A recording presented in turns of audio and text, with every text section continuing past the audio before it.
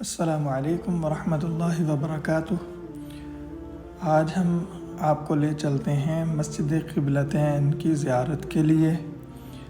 مدینہ منورہ کی یہ خوبصورت مسجد قبلتین، اس کی تاریخی حیثیت اور مقام کیا ہے، اس کی وجہ تسمیہ کیا ہے، اس کا یہ نام کیوں پڑا، آپ کے سامنے عرض کرتے ہیں۔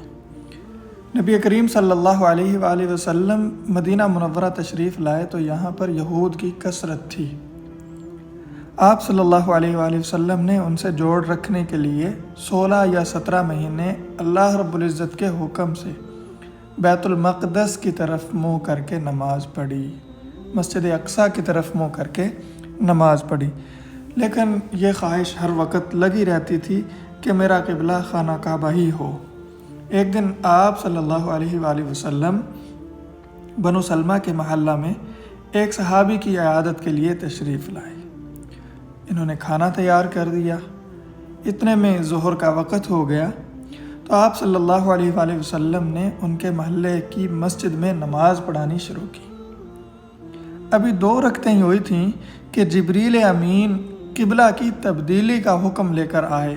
فَوَلِّ وَجْهَكَ شَطْرَ الْمَسْجِدِ الْحَرَامِ۔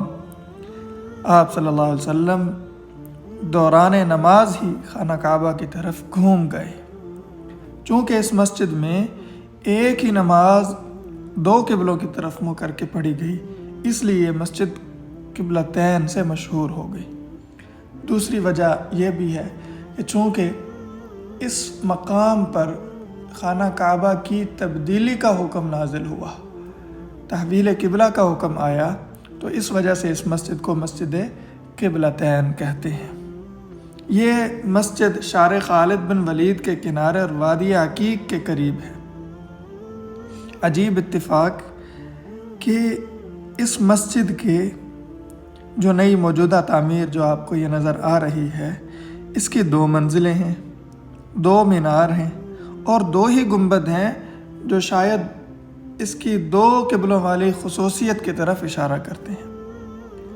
جب بنو سلمہ خزرج کا مشہور قبیلہ ہے، ان کی آبادی مسجد نبوی سے تقریباً 3.5 کلومیٹر دور ہے، وادی عقیق کے قریب ہے۔ یہ وہی قبیلہ ہے جنہوں نے مسجد نبوی کے قریب منتقل ہونا چاہا تو پیارے آقا صلی اللہ علیہ وآلہ وسلم نے منع فرما دیا اور فرمایا کہ مسجد نبوی تک تمہارے اٹھنے والے قدموں پر ثواب ملے گا۔ سبحان اللہ۔ بنو سلمہ کا قبرستان مسجد قبلتین کے متصل مغربی جانب واقع ہے۔ سبحان اللہ، سبحان اللہ۔